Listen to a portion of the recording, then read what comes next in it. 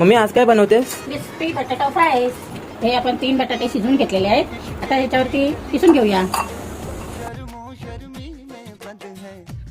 बटाटा किसून झालेला आहे. आता आपण मसाले टाकूया. काळी मिरी पावडर, जिरा पावडर, चवीनुसार मीठ टाकूया. आता कॉर्नफ्लोअर टाकूया. आता तांदळाचं पीठ टाकूया, छोटी 1 वाटी. कोथिंबीर टाकूया. आता आपण मिक्स करून घेऊया.